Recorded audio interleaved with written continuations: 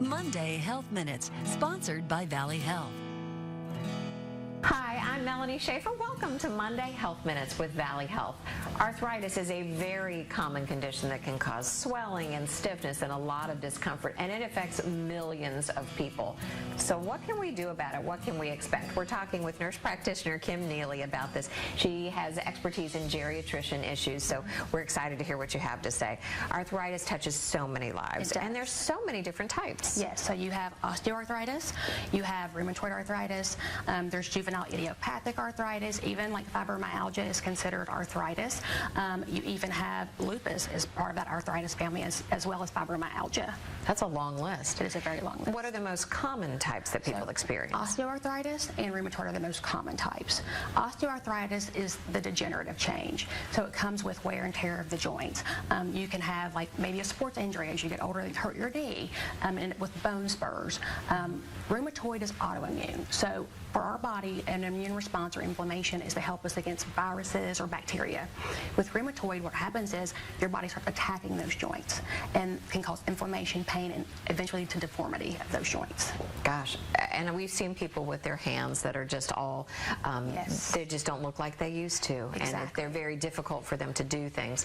So that is arthritis something that you can avoid, or will all of us experience this at some point? We all will probably experience arthritis at some point, especially, for instance, rheumatoid. If you have a genetic risk factor, that can be hereditary. Osteoarthritis, it's like I said, the good old wear and tear. So, but there's modifiable risk factors to help hopefully prevent you from getting it if possible. So things like weight loss, not smoking, dietary changes, and physical activity are some of the things to help reduce risks when it comes to osteoarthritis. Okay. Well, let's explore the dietary changes, because weight loss, self-explanatory. Yes. Smoking, stopping smoking, self-explanatory. Yes. But what about the dietary changes? What are things that we can eat or not eat that might help us avoid these problems? So processed foods, a lot of high fat, high sugar foods are some things that we can eat. Anything that's going to cause inflammation in the body. So maybe I call it therapeutic lifestyle changes. So we want to eat lean proteins. We want to eat a high fiber diet with fresh fruits and vegetables. We want to make sure we have carbs in moderation. So those are things that we can do to stay healthy and keep our bodies healthy as well. What about dairy versus non-dairy? Is that a factor? Unless you have like an intolerance to dairy, but no, not necessarily. Some people feel like that's sort of an inflammatory agent. So we talked about diet. What about lifestyle changes? What can you do to help yourself stave off these issues as long as possible? Stay active. That's the big thing. At least 30 minutes of physical activity a day. Walking for 30 minutes a day, 5 days a week. That's all you need. Stay active. We want to make sure that we get ourselves moving is the biggest thing to keep those joints moving from being stiff.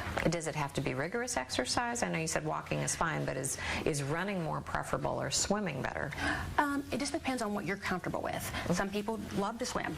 If you're a runner, go ahead and continue to run, but do what you feel like you're comfortable with doing. If you're starting out, I would recommend definitely walking. Okay. Yes. So you develop arthritis. What are some of the treatment options that you can consider? So for instance, osteoarthritis, we look at things like NSAIDs for inflammation and pain. So that's medication. That's medication, Tylenol. Physical therapy is one. Sometimes we need to go to see the orthopedic surgeon because we may need like joint injections to help. With rheumatoid arthritis, 9 times out of 10, we're going to see a rheumatologist. There are certain drugs called biologics, and they're called disease-modifying anti-rheumatologic agents that help with slowing down the progression of those joints being destroyed.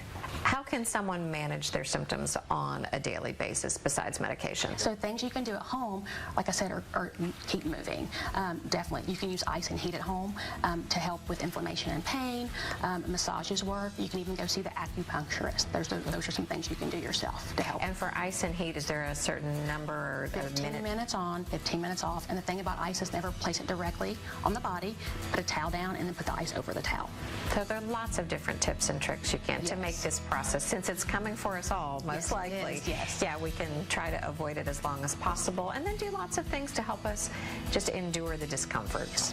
All right. Kim, thank you so much. A lot of great advice. We appreciate it. Thanks for being here for Monday Health Minutes.